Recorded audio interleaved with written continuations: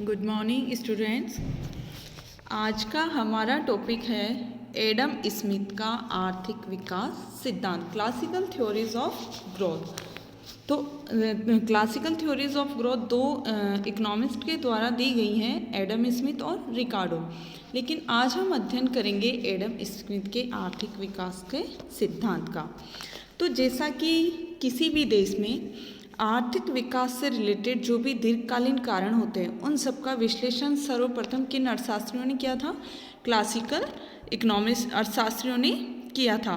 तो उन्होंने जो भी तात्कालिक आर्थिक या फिर राजनीतिक सामाजिक परिस्थितियों के परिप्रेक्ष्य में आर्थिक विकास के सिद्धांतों का प्रतिपादन किया और उन प्रतिष्ठित आर्थिक विकास मॉडलों के कुछ मुख्य विशेषताएं थी, जैसे विकास का मापदंड भौतिक वस्तुओं के उत्पादन में वृद्धि।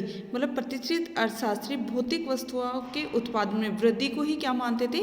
विकास का मापदंड मानते थे।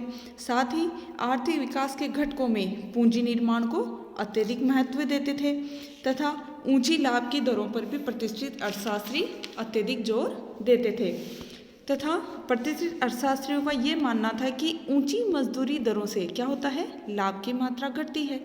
तो लाभ की मात्रा घटने से पूंजी निर्माण और विनियोग में क्या होती है? रुकावट पैदा करती है। इसीलिए प्रतिष्ठित अर्थशास्त्रियों का ये मानना था कि मजदूरी दरों को नीचे रखा जाना चाहिए। वैसे ही प्रतिष्ठित अर्थशास्त्रियों के अनुसार आर्थिक विकास क्या है? एक कंटिन्यूस चलने वाली एक प्रोसेस है।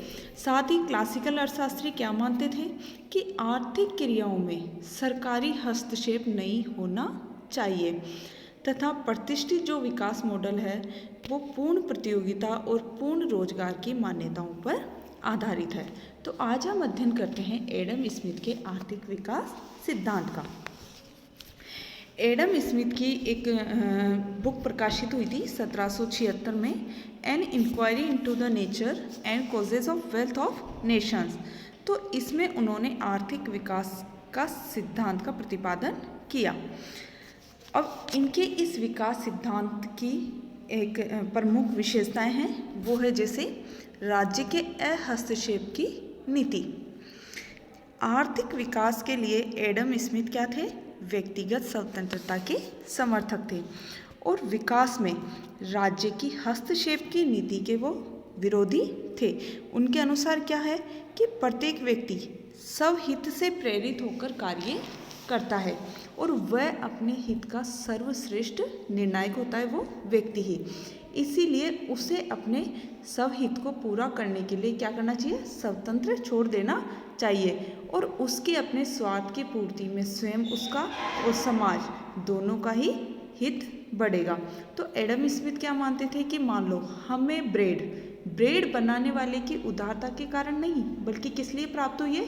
बल्कि उसके अपने स्वार्थ के कारण प्राप्त होती है। नेक्स्ट, विकास हेतु श्रम विभाजन पर बल। एडम स्मिथ ने आर्थिक विकास की प्रक्रिया में श्रम विभाजन को अत्यधिक महत्वपूर्ण माना है। क्यों माना है? क्योंकि आर्थिक विकास हेतु उत्पादन में वृद्धि किस पर डिपेंड करती है? क्लासिकल अर्थशास्त्रियों के अनुसार श्रम विभाजन पर निर्भर करती है और उनके अनुसार श्रम विभाजन आर्थिक संगठन की वह प्रणाली है जिससे उत्पादन कार्य को कई छोटे छोटे भागों में विभाजित कर संपन्न किया जाता है। अब श्रम विभाजन से श्रमिकों की क्या होती है? कुशलता में वृद्धि होती है, समय और साधनों की बचत होती है, नवीन आविष्कारों को प्रोत्साहन मिलता है और उत्पादन में वृद्धि संभव होती है। लेकिन एडम स्मिथ ने यह बताया कि श्रम विभाजन भी दो बातों पर निर्भर करता है और वो दो बातें कौन सी है? उत्पादन कार्यों में लगी पूंजी की मात्रा और दूसरी है बाजार का विस्तार। तो उन्होंने कहा है कि पूंजी में मितव्ययता के द्वारा क्या होती है? वृद्धि होती है, जबकि अपव्यय से क्या होती है? कमी होती है। साथ ही जिस वस्तु का बाजार जितना विस्तृत होगा उस वस्तु की मांग उतनी ही अधिक होगी। तो उसकी मांग अधिक होने से वस्तु के उत्पादन में वृद्धि के लिए क्या होगा? श्रम विभाजन भी अधिक से अधिक होगा। और यदि इसके विपरीत वस्तु बाजार का विस्तार जितना कम होगा उतनी ही उत्पादन की मांग भी कम होगी, जिससे श्रम विभाजन भी कम होगा और इस प्रकार से श्रम विभाजन बाजार के विस्तार पर निर्भर करता है। नेक्स्ट, संतुलित आर्थिक विकास पद्धति का समर्थन भी क्लासिकल अर्थशास्त्रियों ने किया है। उन्होंने अपने विकास सिद्धांत में कृषि और उद्योग दोनों ही क्षेत्रों के समान रूप से विकास पर जोर दिया है एडम स्मिथ ने। और पूंजी विनियोजन का कार्य एवं जोखिम उठाने का कार्य कौन करता है? शासी करता है और वही विकास का प्रमुख स्तंभ माना गया है। मीन्स वही विकास का केंद्र बिंदु होता है। मध्यम वर्ग की उपेक्षा, जिसे आर्थिक विकास के दूत आर्थिक विकास के दूत एडम स्मिथ के अनुसार कृषक, उत्पादक और व्यापारी आर्थिक उन्नति और विकास के क्या होते हैं? दूत होते हैं। इनकी क्रियाएं परस्पर अंतर संबंधित होती है। कृषि उत्पादन में वृद्धि से क्या होता है? कई वाणिज्यिक सेवाओं और औद्योगिक निर्मित वस्तुओं की मांग में वृद्धि से निर्माणकारी उद्योगों की स्थापना को प्रोत्साहन मिलता है और व्यापारिक सेवाओं का विकास होता है। तो इस प्रकार प्रतियोगिता, स्वतंत्र व्यापार और साहस के कारण बाजार विस्तार और आर्थिक विकास का मार्ग प्रशस्त होता है। आर्थिक विकास एक संचयी प्रक्रिया है। एडम स्मिथ ऐसा मानते हैं कि आर्थिक विकास क्या है? एक संचयी प्रक्रिया है, क्योंकि उनके अनुसार किसी भी देश की अर्थव्यवस्था का आकस्मिक रूप में शीघ्र ही विकास नहीं होता है, बल्कि यह प्रक्रिया क्या होती है? धीरे धीरे होती है और इसका प्रभाव क्या होता है? संचयी होता है। मीन्स जब अर्थव्यवस्था में वस्तुओं और सेवाओं की क्या बढ़ती है? प्रभावपूर्ण मांग बढ़ती है, तो आवश्यक पूंजी निवेश भी बढ़ता है और उत्पादन में श्रम विभाजन बढ़ने से उत्पादन में वृद्धि होती है, जिससे राष्ट्र की वास्तविक आय में वृद्धि होती है। उससे बाजार का पहले के मुकाबले अधिक विस्तार होता है और जनसंख्या वृद्धि बाजार विस्तार में सहायक होती है। तो बाजार का विस्तार और उत्पादन में विशिष्टीकरण उत्पादन की नई पद्धतियों को प्रोत्साहित करते हैं, जिसके फलस्वरूप उत्पादन का स्तर और राष्ट्रीय आय में और अत्यधिक वृद्धि होती है। इन दोनों में वृद्धि होने के कारण बचते और पूंजी निर्माण में वृद्धि से विशिष्टीकरण और उत्पादन में और अत्यधिक तीव्र गति से वृद्धि होती है।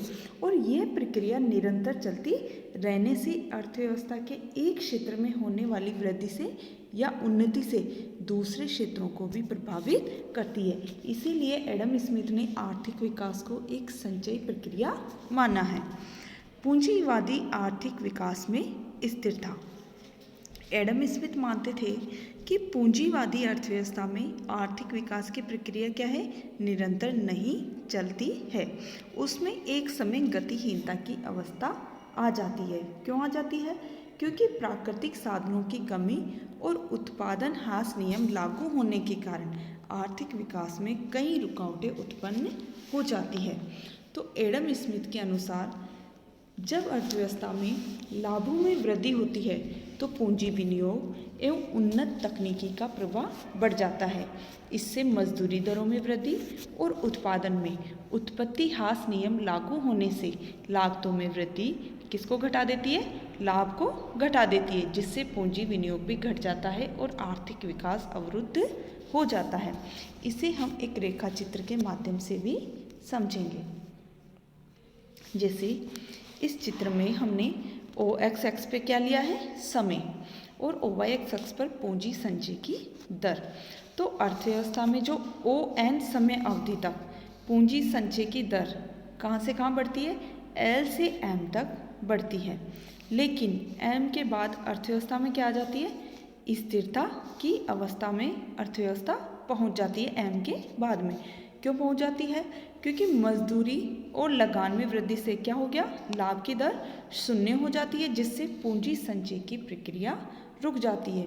इसीलिए पूंजीवादी विकास अंततः स्थितिक अवस्था में पहुंच जाता है और इस अवस्था में राष्ट्रीय आय, रोजगार, लाभ, पूंजी संचय और जनसंख्या ये सब स्थिर अवस्था में पहुंच जाएंगे। लेकिन इस सिद्धांत की भी कुछ आलोचनाएं हैं, कुछ कमियां हैं। जैसे ये सिद्धांत कई अव्यवहारिक मान्यताओं पर निर्भर है, जैसे पूर्ण प्रतियोगिता, पूर्ण साधनों की पूर्ण गतिशीलता, आर्थिक स्वतंत्रता आदि। साथ ही आर्थिक विकास में सरकार की भूमिका की भी उपेक्षा की गई है, जो कि आज के युग में उपयुक्त नहीं लगती है। साहसी की भूमिका की उपेक्षा।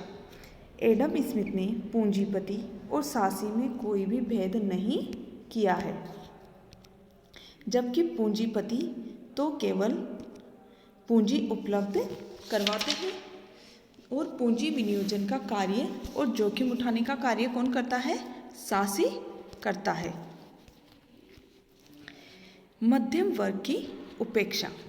एडम स्मिथ ने अपने आर्थिक विकास सिद्धांत में समाज का विभाजन पूंजीपतियों और श्रमिकों के रूप में किया है, लेकिन आज मध्यम वर्ग आर्थिक विकास की दशा और दिशा परिवर्तन दोनों का एक प्रमुख अंग है। सार्वजनिक क्षेत्र की उपेक्षा। एडम स्मिथ ने अपने आर्थिक सिद्धांत में हस्तक्षेप व्यापार नीति के कारण आर्थिक विकास में सार्वजनिक क्षेत्र के महत्व को समझने में असमर्थ रहा है। एडम स्मिथ का आर्थिक विकास सिद्धांत। बचतों की एक पक्षीय धारणा। एडम स्मिथ के अनुसार केवल पूंजीपति और भूमिपति ही बचत करते हैं, जबकि बचतें तो आय प्राप्त करने वाले सभी समूहों के द्वारा की जाती है। स्थिर अवस्था की मिथ्या क्या है? धारणा। एडम स्मिथ ने अपने आर्थिक सिद्धांत में ये धारणा बताई थी कि एक समय के बाद अर्थव्यवस्था क्या होती है? स्थिरता की अवस्था में पहुंच जाती है, जिससे क्या होता है? विकास का मार्ग अवरुद्ध हो जाता है। लेकिन आधुनिक प्रगतिशील युग में स्थिर अवस्था की धारणा क्या है? एक मिथ्या, एक भ्रमपूर्ण है। आर्थिक विकास में बाह्य मितव्यताओं की भूमिका। अर्थव्यवस्था के विभिन्न क्षेत्र क्या है? एक दूसरे पर आश्रित रहते हैं और कुछ पूरक होते हैं। तो इसके फलस्वरूप अर्थव्यवस्था के एक भाग में आर्थिक विकास अर्थव्यवस्था के अन्य भागों में मांग में वृद्धि और लागत में कमी को प्रोत्साहित करके आर्थिक विकास की गति को बढ़ाता है। निम्न कोटि की जनसंख्या वृद्धि पर रोक। एडम स्मिथ ने आर्थिक विकास के लिए पूंजी के अभाव को ध्यान में रखते हुए निम्न कोटि की जनसंख्या वृद्धि पर रोक का सुझाव दिया है, ताकि श्रम पूंजी का अनुपात ठीक से बना रहे। स्थैतिक सिद्धांत। एडम स्मिथ का आर्थिक विकास सिद्धांत क्या है? एक स्थैतिक मॉडल है, क्योंकि आधुनिक प्रायोगिक युग में स्थिर और गतिहीन अर्थव्यवस्था का विचार स्वीकार नहीं किया जाता है। Thank you.